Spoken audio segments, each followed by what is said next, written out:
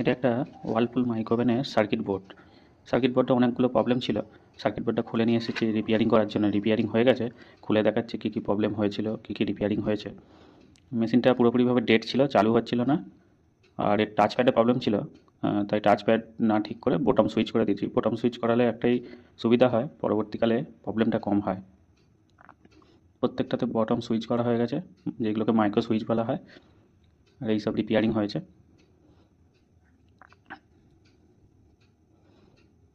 Repairing তো complete.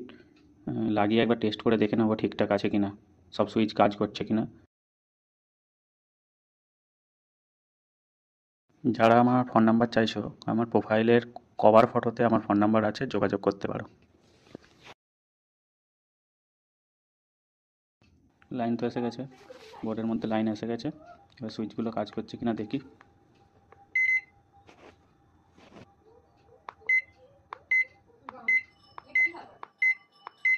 প্রত্যেকটা switch তো ঠিকঠাকভাবেই কাজ করছে।